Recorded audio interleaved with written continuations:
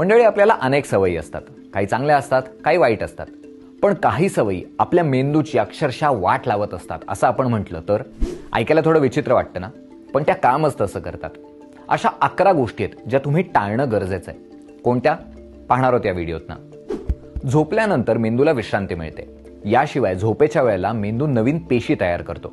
मात्र जर तुम्ही 7 तासांपेक्षा कमी झोपलात तर नवीन पेशी तयार होत नाहीत. सोबतच झोपेच्या कमतरतेमुळे डिमेन्शिया, अल्झायमर अशा आजारांचा धोकाही वाढतो. जर तुम्हाला तुमच्या मेंदूचं संरक्षण करायचं असेल तर एकच उपाय आहे, रोज रात्री किमान 7 तासांची झोप घेणं. 8 तास झोपलात तर आणखीन उत्तम. अमेरिकेच्या न्यूरोलॉजी आणि वेलनेस सेंटरच्या मते आपल्या मेंदूचं सर्वात जास्त नुकसान हे अपुऱ्या झोपेमुळे होतं. प्रौढांसाठी पुरेशी झोप म्हणजे दिवसातल्या 24 तासांपैकी 7 ते 8 तासांची. रात्री सलग झोप घेणं चांगलं असतं असंही तज्ज्ञ सांगतात. रात्रभर न जेवल्यानंतर दिवसभर काम करण्याची ऊर्जा नाश्त्यातनं मिळते. पण आपल्यातले अनेक जण सकाळी घाई करतात आणि नाश्त्यासारखी महत्त्वाची गोष्ट सोडून देतात. असं केल्यामुळे रक्तातल्या साखरेची पातळी कमी होते, ज्यामुळे मेंदूवर परिणाम होऊ शकतो. आपल्या मेंदूतला 75% भाग हा पाण्याचा आहे. त्यामुळे आपण तहानलेले असलो तर आपला मेंदू नीट काम करत नाही. तज्ज्ञांच्या मते मेंदू निरोगी ठेवण्यासाठी प्रौढ व्यक्तीने दिवसातनं किमान 2 लिटर पाणी प्यायला पाहिजे. खूप काळ तणावामुळे मेंदूच्या पेशी मरतात आणि मेंदूचा पुढचा भाग हा आकुंचन पावतो. त्याचा आपल्या स्मरणशक्तीवर आणि विचारशक्तीवर परिणाम होतो. संशोधक म्हणतात की जे लोक सतत कामात बुडून राहतात, कोणत्याच कामाला नाही म्हणू शकत नाहीत, अशा लोकांना सर्वात जास्त ताण सहन करावा लागतो. पण असं करणं ताबडतोब थांबवा. कोणत्याही प्रकारे अतिरिक्त दबाव घेणं, तणाव घेणं टाळा. तुम्हाला किती फोन नंबर लक्षात राहतात? किती पत्ते, किती संदर्भ तुम्हाला तोंडपाठ आहेत? हातात गुगल असल्यामुळे आपण सध्या गोष्टी लक्षात ठेवण्याचे कष्टच घेत नाही.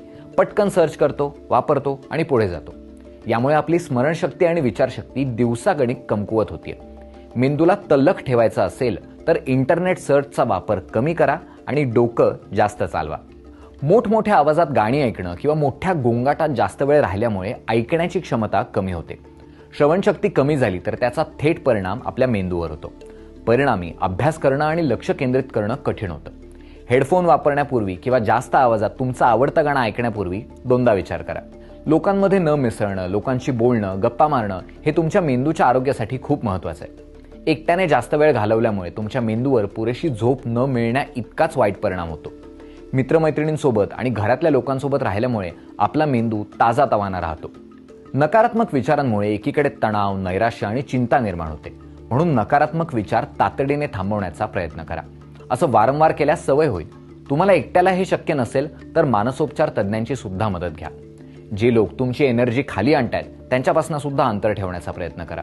जिथे जास्त प्रकाश आणि हवेची हालचाल होत नाही अशा वातावरणामुळे मेंदूवर मोठा दबाव निर्माण होतो. कारण सूर्यप्रकाशाचा संपर्क आपल्या मेंदूसाठी खूप महत्त्वाचा असतो. नाहीतर मग नैराश्यासारख्या समस्या उद्भवू शकतात. तुमचा मेंदू निरोगी ठेवण्यासाठी तुम्ही दररोज उन्हात जायला हवं. त्यासाठी बाहेर जा. तुम्ही घरी असाल तर दरवाजे आणि खिडक्या उघडा आणि सकाळी लवकर उठायचा प्रयत्न करा.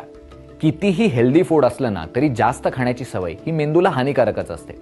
संशोधनांना असं दिसून आलंय की जास्त खाल्ल्यामुळे मेंदूच्या धमन्यांमध्ये अडथळे तयार होतात आणि रक्तप्रवाह कमी होतो. म्हणूनच मध्यम आणि योग्य आहार घेणं हे महत्त्वाचं मानतात. जास्त स्क्रीन टाईमचा मेंदूच्या आकारावर आणि विकासावर मोठा परिणाम होतो हे मी तुम्हाला वेगळं सांगायची गरज नाही. मोबाईल फोनच्या इलेक्ट्रोमॅग्नेटिक फील्डच्या दीर्घकाळ संपर्कात राहिल्यामुळे डोकेदुखी, गोंधळ आणि ब्रेन ट्यूमर सारखे विकार होऊ शकतात. या कारणामुळेच मुलांचा स्क्रीन टाईम कमी केला पाहिजे.